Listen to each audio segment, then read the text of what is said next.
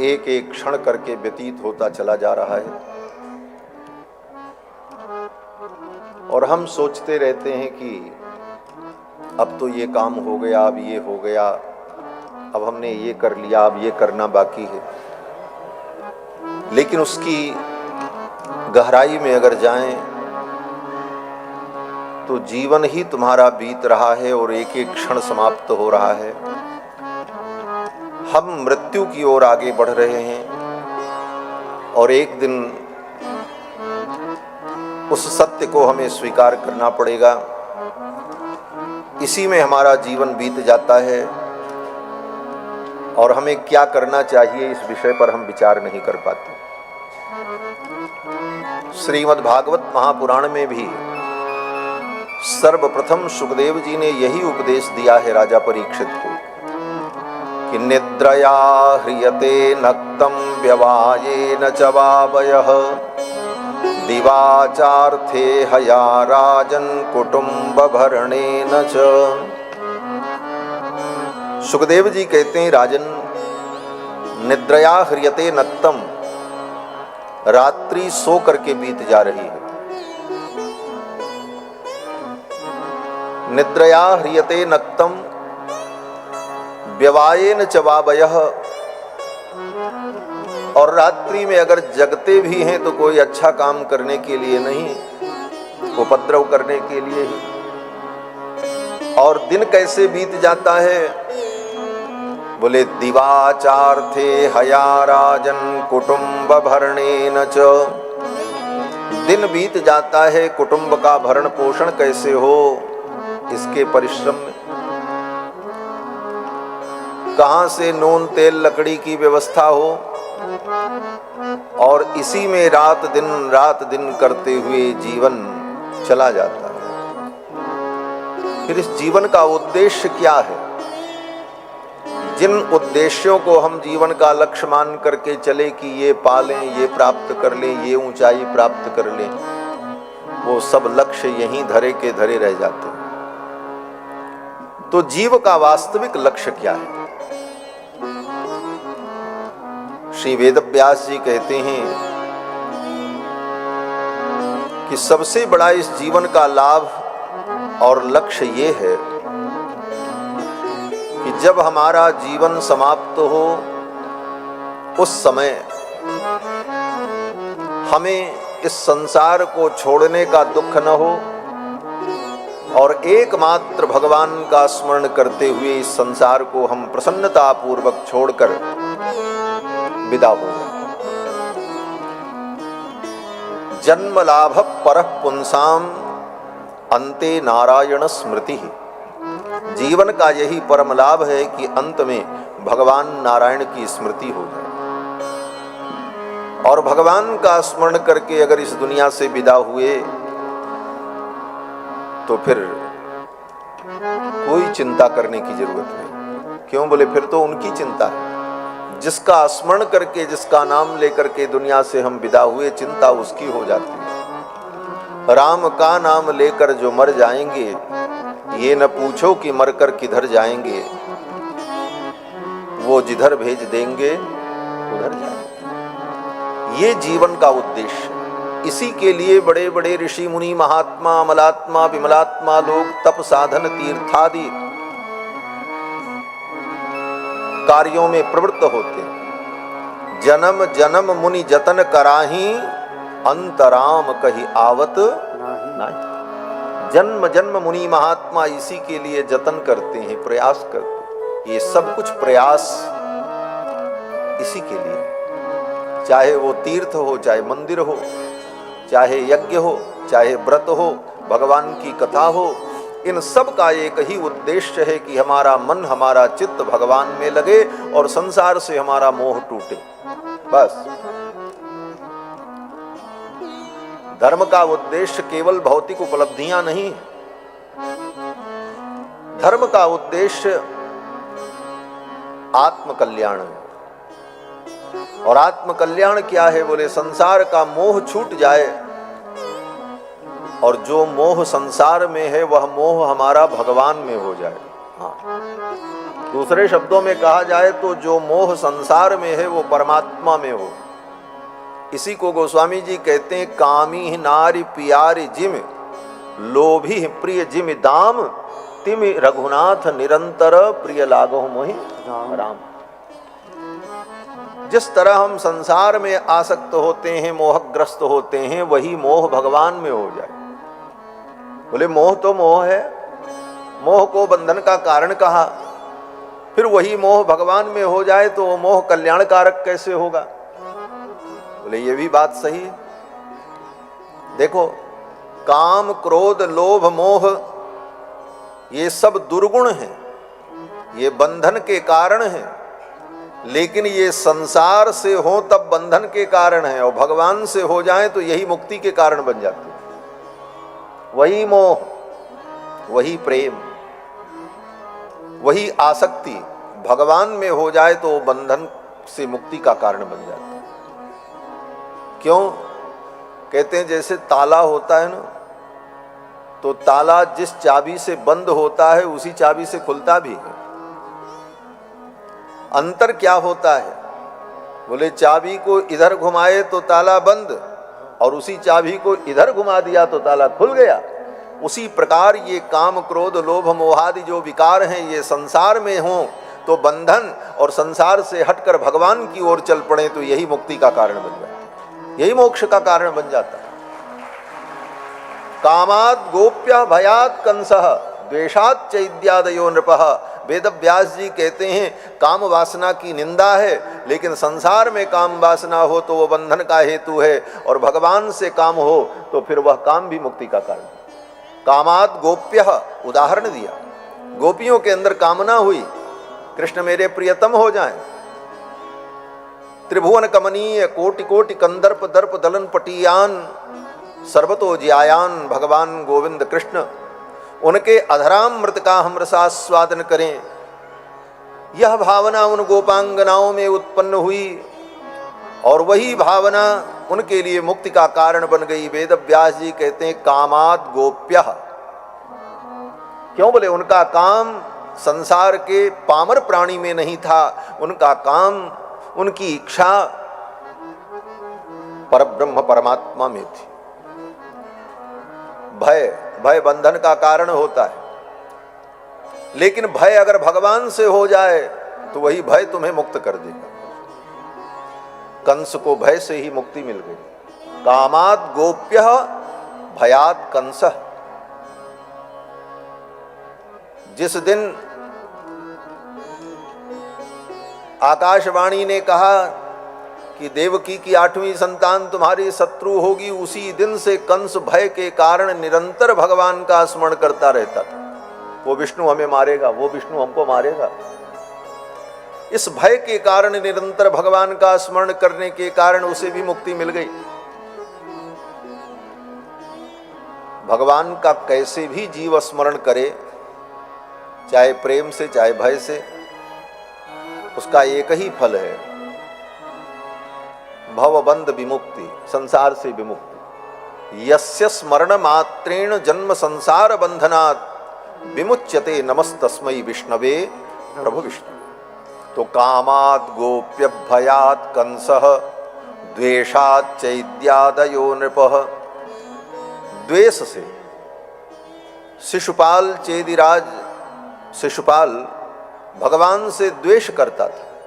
संसार से द्वेष हो तो वह द्वेष क्लेश का कारण बनता है, लेकिन वो द्वेष अगर भगवान से ही हो जाए तो वो द्वेष भी तुमको मुक्ति प्रदान कर देगा। द्वेष के कारण शिशुपाल को भी परम गति की प्राप्ति होगी। तो भगवान में हमारा मन चित्त लगे जिस किसी भी प्रकार से, यही सकल शास्त्रों का उद्देश्य है। और भगवान में चित्त लग गया तो जीव का परम कल्याण है। इसी सिद्धांत को, इसी उपदेश को हृदय में उतारने के लिए ही रामायण, गीता, भागवत इन सद्ग्रंथों का अनुशीलन, चिंतन, विचार, मंथन, समीक्षा, जो भी कह लो, किया जाता है। हम सभी लोग बड़भागी हैं, आदि काव्य श्री रामायण के माध्यम से इस पवित्र प्रांगण में महर्षि संस्थान में विराजमान होकर रामायण की मंगलमयी चर्चा श्रवण कर रहे हैं। कल की कथा में आप सभी लोगों ने सुना भगवान श्री राम का मिथिला में मंगलमय विवाह संपन्न हुआ। सभी लोगों ने, दर्शकों ने, भक्तों ने, प्रेमियों ने कहा, भरी भुवन रहा उछाह, राम विवाह भा सबही कहा। भरी भुवन रहा उछाह, राम विवाह भा सबही कहा। भरी भुवन रहा उछाह, राम विवाह भा सबही कहा। यही भांति बरन सिरात रसना, एक यह मंगल महा। यही भांति बरन सिरात रचना, एक यह मंगल महा। भरी भुवन रहा उछाह, राम विवाह भा सबही कहा। भरी भुवन रहा उछाह, राम विवाह भा सबही कहा। भगवान का मंगलमय विवाह संपन्न। राम जी के विवाह की कथा सुनने का फल क्या है? ऐसे तो स्कंद पुराण आप पढ़ो तो श्रीमद् वाल्मीकि रामायण में जितने प्रसंग हैं, इन तत्त प्रसंगों को, अलग अलग प्रसंगों को सुनने का अलग अलग फल बताया गया। सुग्रीव बाली का संवाद हुआ, उसका क्या फल है? सुग्रीव और भगवान का संवाद हुआ, उसका फल क्या है? तारा विलाप कर रही है, इसको सुनने का क्या फल है? टीकाकार विद्वानों ने पुराणों के उन प्रमाणों को तत्त स्थानों पर उद्धृत करके संकेत किया है। तो भगवान की भिन्न भिन्न लीलाओं और चरित्रों को सुनने का अलग अलग फल है। सबका समेकित फल तो ये है, भगवान के चरणों में अनुराग उत्पन्न हो जाए। संपूर्ण कथा सुनने का, भगवत चर्चा श्रवण का परम फल तो ये है कि भगवान के चरणों में अनुराग उत्पन्न हो जाए। लेकिन भिन्न भिन्न चरित्रों का भी अलग अलग फल है। और अगर कोई लौकिक कामना से, भौतिक कामना से श्रवण करता है तो उसका भी फल उसे मिलता है। अलग अलग फल है वो तो, फल कामना के भेद से फल का भेद होता है। तो राम जी के विवाह लीला को सुनने का फल क्या है? तो गोस्वामी जी कहते हैं, श्री सिय रघुवीर विवाह, रघुनाथ जी के इस विवाह को जो सादर श्रवण करता है उसके सारे अमंगल समाप्त हो जाते हैं। सिय रघुवीर विवाह, ये सब प्रेम गावहि सुनहि। सिय रघुवीर विवाह, ये सब प्रेम गावहि सुनहि। दिल कह परम उछाह, मंगलायतन राम जस। दिल कह परम उछाह, मंगलायतन राम जस। हाँ मंगलायतन राम जस, हाँ मंगलायतन राम जस। भगवान श्री राम का जस जो है वो मंगलायतन है। मंगलायतन राम जस। राम जी तो मंगलायतन हैं, लेकिन राम जी का जस भी मंगलायतन है। जब हम लोग मंत्र पाठ करते हैं तो कहते हैं ना, मंगलम भगवान विष्णु, मंगलम गरुणध्वज, मंगलम पुंडरीकाक्षो, मंगलायतनो हरि। जो मंगलायतन है तो हरि मंगलायतन है, और हरि का जो जस है वह भी मंगलायतन है। राम जी का मंगलमय विवाह मिथिला में संपन्न हुआ। अब मिथिला में जो जो रीति हुई वो सब बड़ी अद्भुत। और एक बात कहें, विवाह तो हमारे राम जी का हुआ। किसी भी अवतार में भगवान का ऐसा विवाह नहीं हुआ जैसा विवाह श्री रामावतार में हुआ। एक ही विवाह हुआ हमारे रघुनाथ जी का, लेकिन ऐसा दिव्य मंगलमय कि आज भी उस रस में हम डूब जाते हैं। कृष्ण भगवान के 16,108 विवाह हुए, प्रसिद्ध है। कृष्ण भगवान के 16,108 विवाह हुए, लेकिन किसी विवाह में कृष्ण भगवान को ये सौभाग्य नहीं मिला कि वो दूल्हा बनकर के जाते, बारात सजती, सारी सरहज उनकी आरती उतारती, मंगल गीत गाए जाते। ये सब अवसर भगवान कृष्ण को नहीं मिला। कृष्ण भगवान के विवाह में तो साले साहेब की खोपड़ी फूट रही है, कहीं ससुर जी के साथ पटका पटकी हो रही है, सारी कथाएं ऐसी ही भागवत में है। भगवान कृष्ण के जितने विवाह हुए, कोई भी विवाह ऐसा नहीं जिस विवाह में उपद्रव न हुआ हो, मार पीट दंगा फसाद सब। क्या बात, विवाह तो रघुनाथ जी का, ऐसा विवाह न भूतो न भविष्य। एक विवाह हुआ रघुनाथ जी का, लेकिन अद्भुत मंगलमय हुआ, सारी रीतियों का पालन, नियमों का पालन, और बड़े रस के साथ मिथिलावासियों ने रघुनाथ जी को रिझाया। विवाह के पश्चात सखियां भगवान को लेकर के कोहबर में गईं। विवाह के बाद एक विधि होती है कोहबर की विधि। ये कोहबर क्या होता है? बोले घर में एक एकांत कक्ष होता है, उस एकांत कक्ष में देवी देवताओं का पूजन पहले से किया रहता है। विवाह के पश्चात वर वधू को ले जाकर उस एकांत कक्ष में कोहबर में बैठाया जाता है और उनके हाथ से देवी देवताओं का पूजन कराया जाता है। और वहां पर सखियां स्त्रियां कुछ मनोविनोद करती हैं, हास परिहास होता है।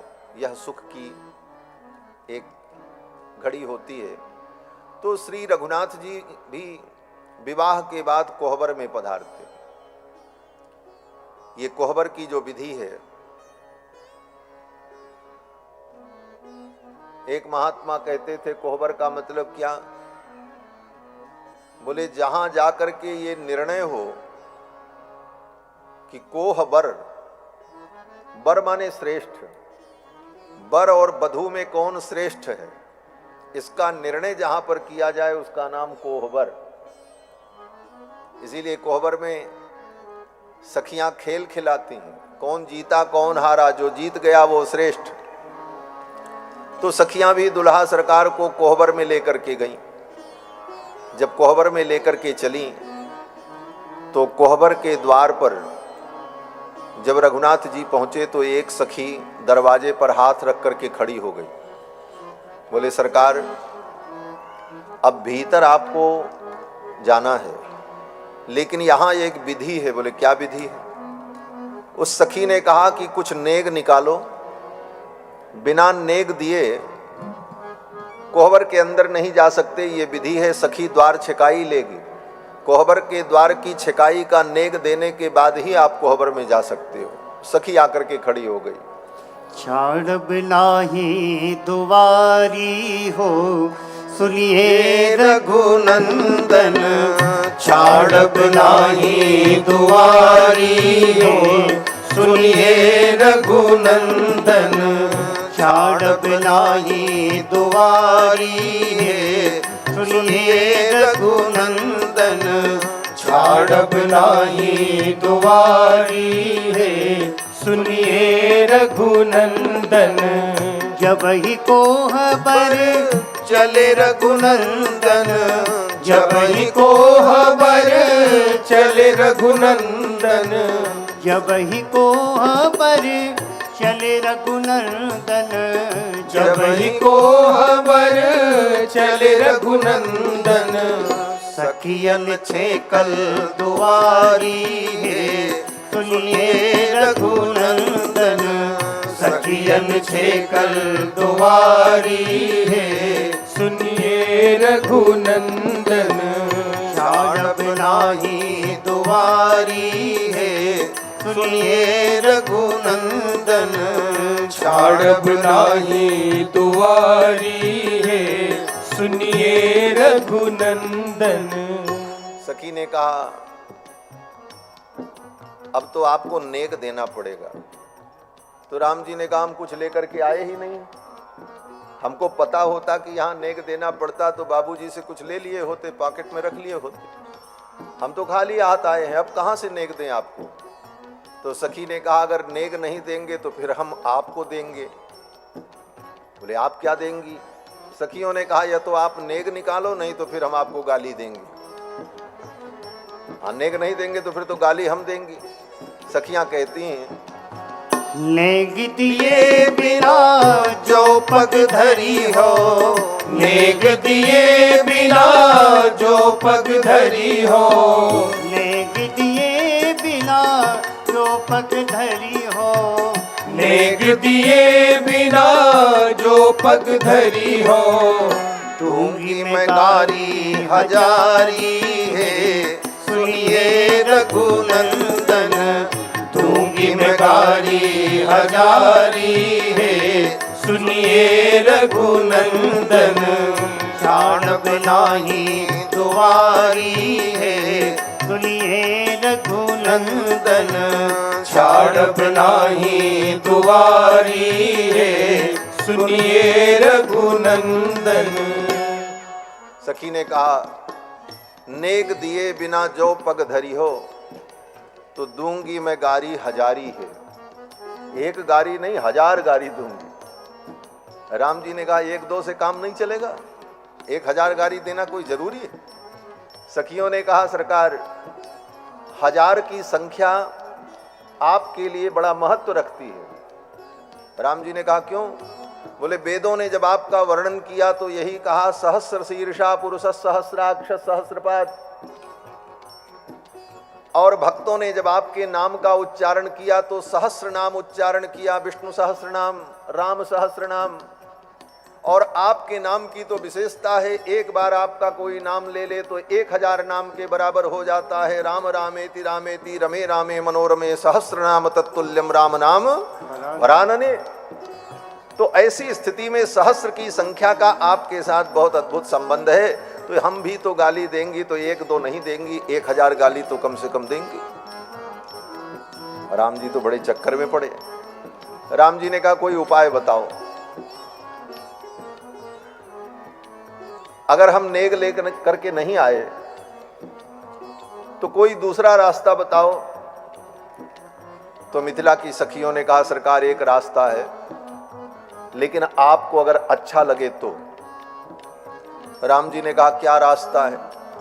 तो मिथिला की सखियों ने कहा जो नहीं राखत साथ पदारथ, जो नहीं राखत साथ पदारथ, जो नहीं राखत साथ पदारथ, जो नहीं राखत साथ पदारथ, बेचो बहन महतारी है सुनिए रघुनंदन, बेचो बहन महतारी है सुनिए रघुनंदन, छाड़ब नाही दुआरी है सुनिए रघुनंदन, छाड़ब नाही दुआरी है सुनिए रघुनंदन।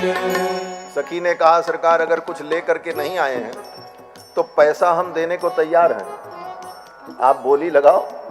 बोले क्या बोली लगाएं। सखियों ने कहा जो नहीं राखत साथ पदारथ, तो बेचो बहन महतारी है सुनिए रघुनंदन। हम खरीद लेंगे, हमारे पास बहुत पैसा है, खरीदने की क्षमता है। अब ठाकुर जी सखियों की इस वार्ता को सुन करके बड़े संकुचित हो गए, लज्जित हो गए।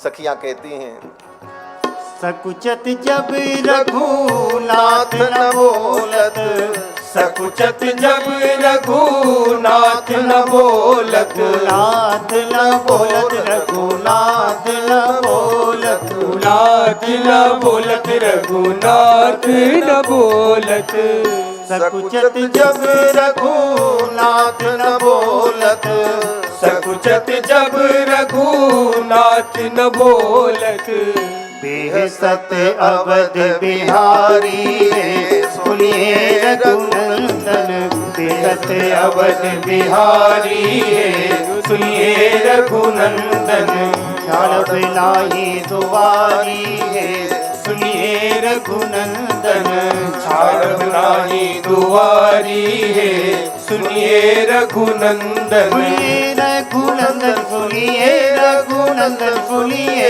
रघुनंदन रघुनंदन सुनिए रघुनंदन सुनिए रघुनंदन छाड़ब नाही दुआरी है सुनिए रघुनंदन छाड़ब नाही दुआरी है सुनिए रघुनंदन सुनिए रघुनंदन सुनिए रघुनंदन सुनिए रघुनंदन सुनिए रघुनंदन। सखियों ने कहा सरकार आप बोली लगाओ, हम खरीदने को तैयार हैं। तो एक सखी ने कहा इनकी कै बहन है, पहले तो ये तय कर लो। तो मिथिला की सखियों ने कहा इनकी 2 बहन हैं राम जी की। राम जी की 2 बहन कौन हैं? बोले एक तो शांता जी हैं जिनका विवाह श्रृंगी महर्षि से हुआ, और दूसरी बहन जो है वो सरयू जी हैं जो गुरु बहन है वशिष्ठ जी के द्वारा लाई गई। तो मिथिला की सखियां कहती हैं कि सरकार इन दोनों की ही आप बोली लगा दो, हम लेने को तैयार हैं। मिथिला की सखियां कहती हैं आज हमारी मिथिला नगरी तो गुलजार हो जाएगी और आज मेरी मिथिला नगरी सरयू और शांता को प्राप्त करके धन्य हो जाएगी। मिथिला की सखियां कहती हैं सखी मिथिला सहर गुलजार जी सखी मिथिला सखी मिथिला शहर गुलजार जी अजी मिथिला सखी मिथिला सहर गुलजार जी अजी मिथिला सखी मिथिला शहर गुलजार जी अजी मिथिला मिथिला शहर की छोटी छोटी गलियां मिथिला शहर की छोटी छोटी गलियां मिथिला शहर की छोटी छोटी गलियां मिथिला शहर की छोटी छोटी गलियां बीच में चौक बाजार जी अजी मिथिला आगे बीच में चौक बाजार जी अजी मिथिला सखी मिथिला शहर गुलजार जी अजी मिथिला सखी मिथिला शहर गुलजार जी सजी मिथिला मिथिला शहर में छोटी छोटी गलियां, बीच में चौक बाजार जी। सखी कहती हैं उस चौक बाजार में हो क्या रहा है? तो मिथिला की सखियां कहती हैं ये दुल्हा सरकार जो अयोध्या से आए हैं उस चौक के चबूतरे पर खड़े होकर के बोली लगा रहे हैं। किसकी बोली? बोले सरयू और शांता की। ऊंचे चबूतर ठाणे सांवर गोर दुल्हा ऊंचे चबूतर ठाणे सांवर गोर दुल्हा ऊंचे चबूतर ठाणे सांवर गोर दुल्हा ऊंचे चबूतर ठाणे सांवर गोर दुल्हा अपने बहिना का करते प्रचार जी अजी मिथिला अपनी बहिनी का करते प्रचार जी अजी मिथिला सखी मिथिला शहर गुलजार जी अजी मिथिला सजी मिथिला शहर गुलजार जी अजी मिथिला। क्या प्रचार कर रहे हैं? बोले एक बहन सरजू जी हैं, एक शांता है। तो सखियों ने कहा सरजू की कीमत क्या है? तो सखी ने कहा देखो सरजू जी की कीमत तो ज़्यादा नहीं है। कितनी है? बोले देखो अयोध्या में लोग आते हैं कहाँ से थके मांदे हारे पैदल चलकर, तो आते ही सब सरयू में डुबकी लगाते हैं और सरयू उन आए हुए यात्रियों को सुख देती हैं, उनका दुख दूर करती हैं, उनकी थकावट दूर करती हैं। तो उसके बदले में सरयू जी को लोग क्या देते हैं? बोले एकन्नी दुवन्नी चढ़ा देते हैं सरयू जी, बस इससे ज़्यादा तो कोई कुछ देता नहीं। तो मिथिला की सखियों ने कहा सरयू की कीमत एकन्नी दुवन्नी। दूसरी सखी ने कहा अब तो महंगाई आ गई है, कुछ तो बढ़ा दो। बोले कितना बढ़ा दें? बोले सरयू की कीमत 54-58, थोड़ा बढ़ा दिया। सरयू की कीमत 54-58, सरयू की कीमत 54-58, सरयू की कीमत 54-58, सरयू की कीमत 54-58, शांता के मोल बेसुमार जी अजी मिथिला। शांता के मोल बेसुमार जी अजी मिथिला। अजी मिथिला शहर गुलजार जी अजी मिथिला। अजी मिथिला शहर गुलजार जी अजी मिथिला। मिथिला की सखियों ने कहा सरयू की कीमत 54-58, लेकिन इनकी दूसरी बहन जो शांता जी हैं, शांता के मोल बेशुमार जी। शांता का मोल तो बेशुमार है, उनको खरीदने की ताकत सबके अंदर नहीं है। राम जी की बहन का नाम शांता है, शांता माने शांति।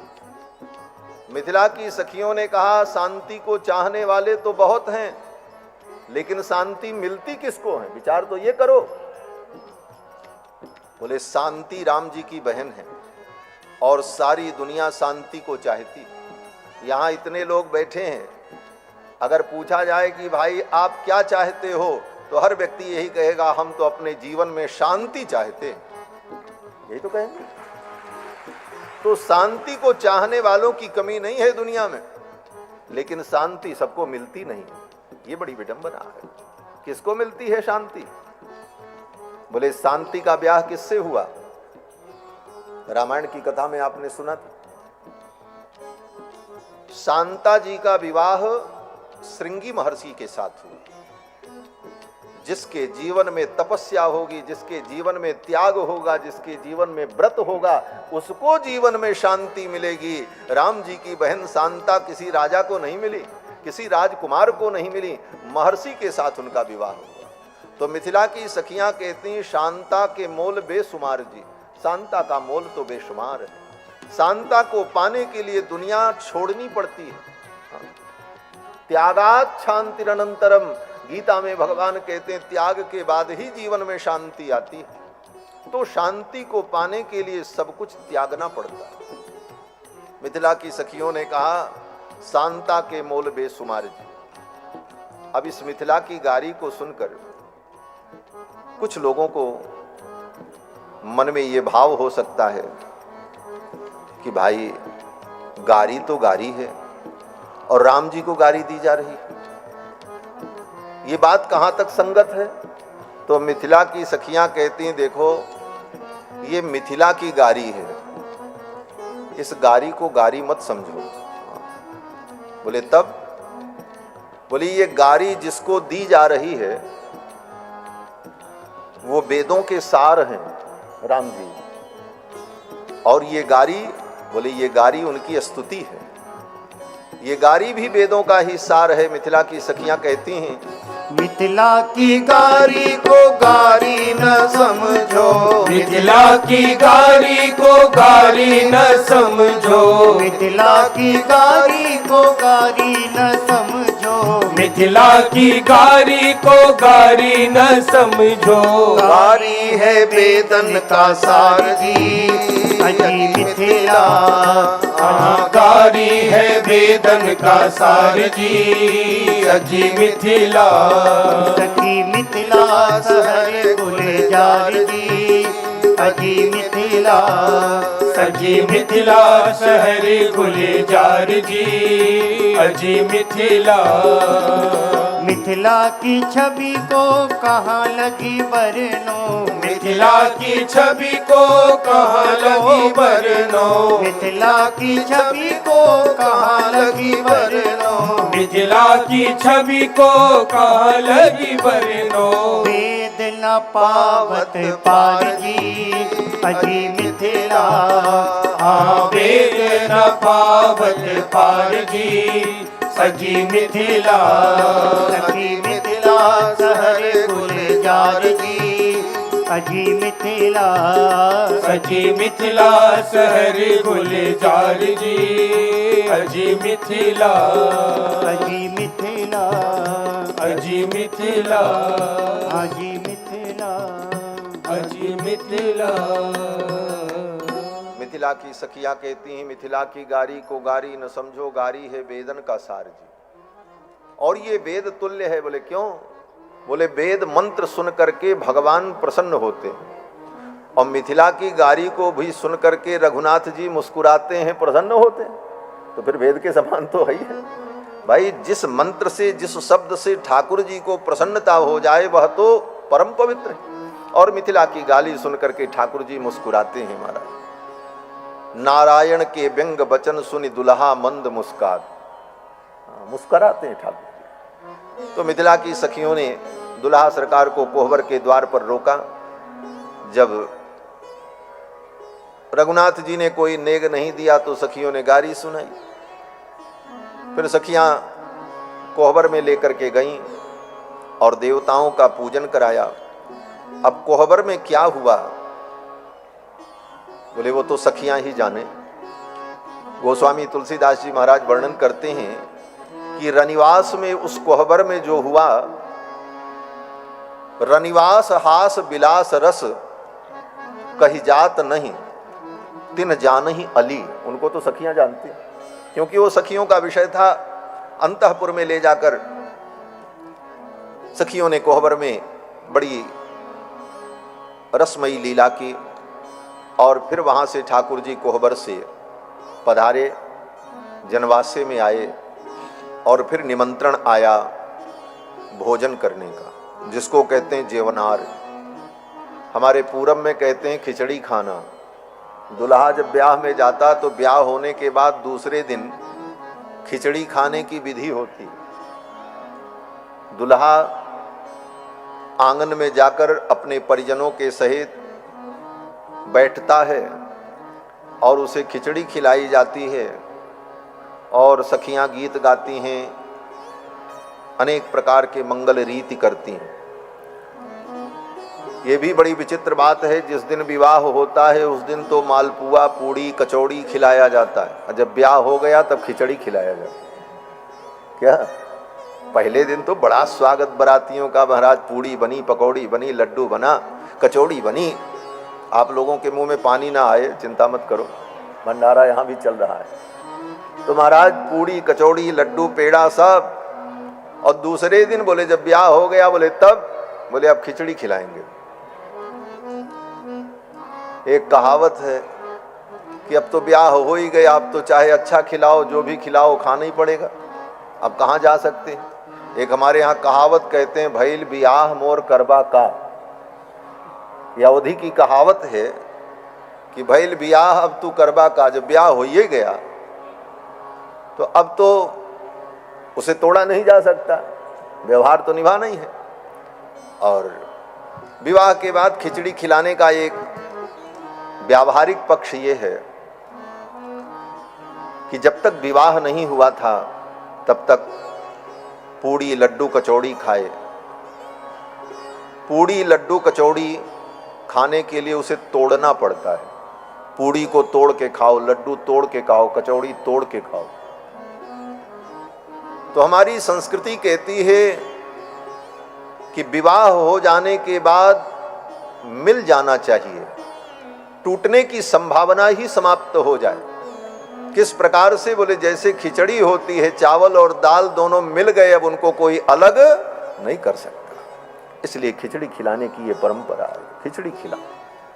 अब दो परिवार मिल गए, खिचड़ी हो गए। लोग कहते हैं खिचड़ी हो गए, इनको अलग कैसे करें, अब मिल गए। तो यह मिलने की जो एक विलक्षण भावना है, उस भावना का प्रतीक है खिचड़ी खाना।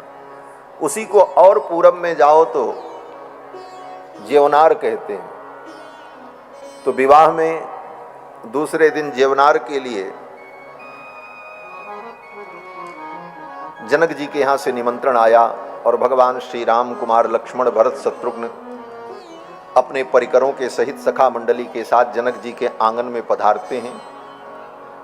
फिर जेवनार होती है महाराज। पुनिज बनार भई बहु भांति, पुनिज बनार भई बहु भांति, पठे जनक बुलाए बराती, पठे जनक बुलाए बराती, परत पावड़े बसन अनुपा, परत पावड़े बसन अनुपा, सुतन समेत गवन कियो भूपा, सुतन समेत गवन कियो भूपा, सादर सबके पाए पखारे, सादर सबके पाए पखारे, यथा जोग पीड़न बैठारे, यथा योग पीड़न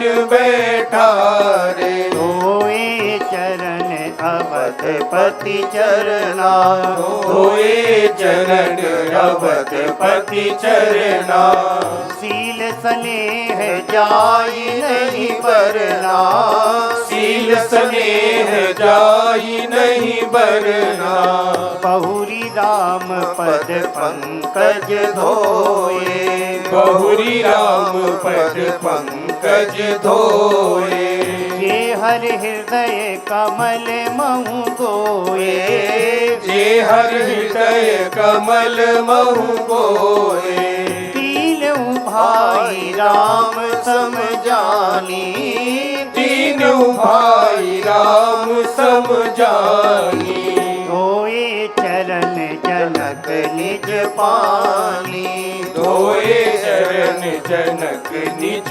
पानी, आसन उचित सब निपदीने, आसन उचित सब निपदीने, बोली सूप कारी कहलीने, बोली सूपकारी सब लीने, सादर लगे परन पनवारे, सादर लगे परन पनवारे, कनक कील मणि पान सवारे, कनक कील मणि पान सवारे, निज बनार भई बहु भांति, निज बनार भई बहु भांति, बहु भांति, भई बहु भांति।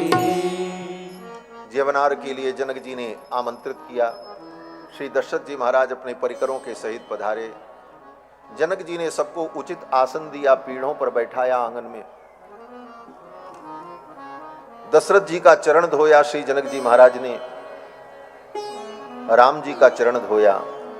अन्य तीनों भाइयों को राम जी के ही समान मानते हुए जनक जी ने अन्य तीनों भाइयों के भी चरण धोए और फिर पत्तलें पड़ी मणिमय, और जनक जी महाराज ने सूपकारी, सूपकारी माने भोजन बनाने वाले, उन सबको आदेश किया कि अब वस्तुएं परोसी जाएं, और वस्तुएं परोसी जाने लगीं। सबसे पहले दाल परोसी गई। गोस्वामी तुलसीदास जी कहते हैं, सूपोदन सुरभि सरपि सुंदर स्वाद पुनीत, छनमह सबके परसुगे चतुर सुवार विनीत। सूपोदन, सूप माने दाल और ओदन माने भात। पहले दाल परोसा गया, फिर चावल, और ऊपर से गाय का घी। सूपोदन सुरभि सरपि, सुरभि सरपि माने गाय का घी। छनमह सबके परसुगे चतुर सुवार विनीत। दाल चावल और घी। बोले ये कौन सा व्यंजन है? बोले ये सबसे बड़ा व्यंजन है। कितना भी मिठाई खा लो, कितनी भी वस्तु खा लो, लेकिन बढ़िया अरहर की दाल हो, आहा, और हींग से छौंक लगा हो, जीरा का संग हो, और बढ़िया सुंदर महमह महकता हुआ चावल हो, और ऊपर से 2 चम्मच पीला पीला गाय का घी पड़ जाए तो इससे बढ़ करके दुनिया में कोई व्यंजन नहीं है महाराज। सब व्यंजन बेकार है, इससे सुंदर व्यंजन क्या है? और यही परोसा गया। सूपोदन सुरभि सुरपि सुंदर स्वाद पुनीत, छनमह सबके परसुगे चतुर सुवार विनीत। हमारे पूज्य महाराज जी कहते थे सबसे पहले दाल क्यों परोसी गई? बोले दाल जो है वो व्यंजनों का राजा है। ये जितने व्यंजन हैं, कचौड़ी, पूड़ी, लड्डू, पेड़ा, मालपुआ, खीर, घेवर, ये सब व्यंजन हैं, लेकिन इन व्यंजनों में राजा कौन है? बोले राजा तो दाल है। दाल को व्यंजनों का राजा कहा गया।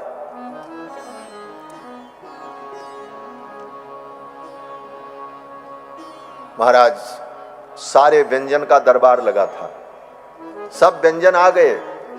लड्डू महाराज आ गए, पूड़ी महाराज आ गए, कचौड़ी महाराज बैठे हुए हैं, सब बैठे हैं महाराज। एक सिंहासन खाली था। लोगों ने कहा इस पे कौन बैठेगा? बोले व्यंजनों के राजा आ रहे हैं।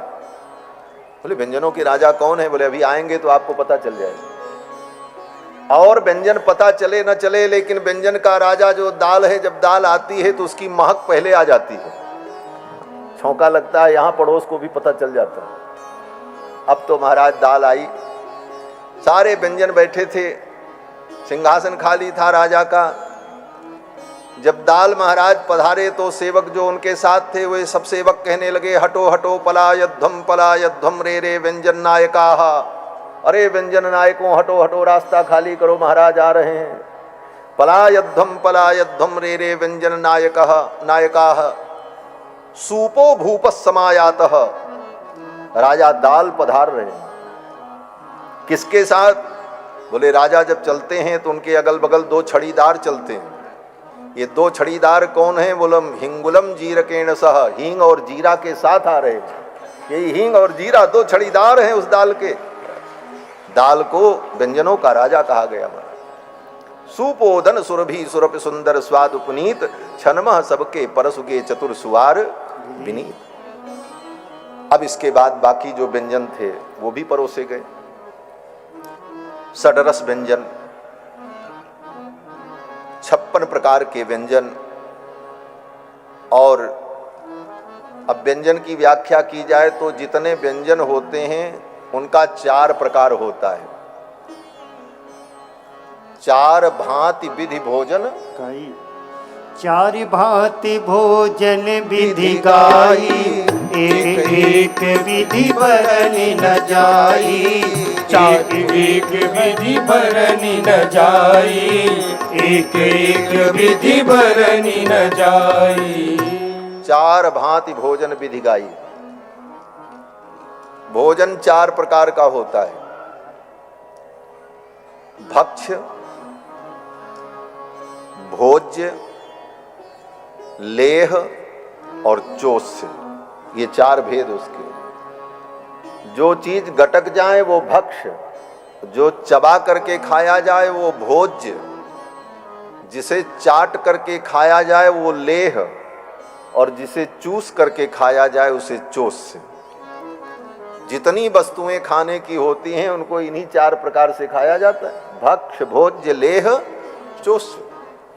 फिर एक एक के अनेक अनेक भेद, फिर उसमें रस भेद, सब प्रकार के व्यंजन परोसे गए। गोस्वामी जी महाराज वर्णन करते हैं।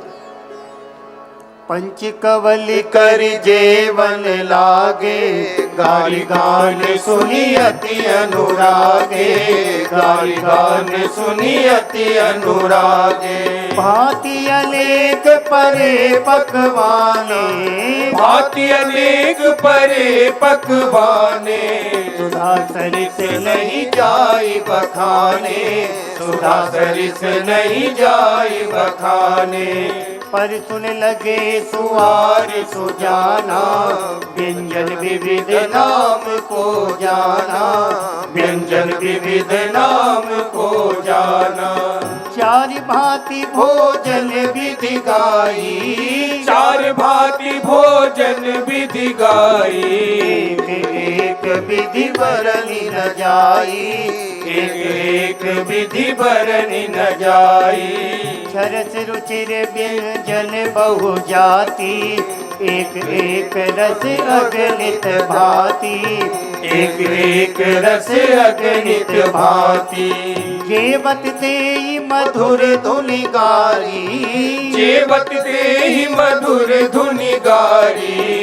ले नाम पुरुष अरु नारी, ले नाम पुरुष अरु नारी। समय सुहावन गारी विराजा, समय सुहावन गारी विराजा। हसत राहु सुनि सहित समाजा, हसत राहु सुनि सहित समाजा। हसत राहु सुनि सहित समाजा। पंच कवल करी जेवन लागे, गारी गान सुन अति अनुरागे। जब भोजन करने बैठे तो राम जी पहले पंच कवल ग्रहण करते।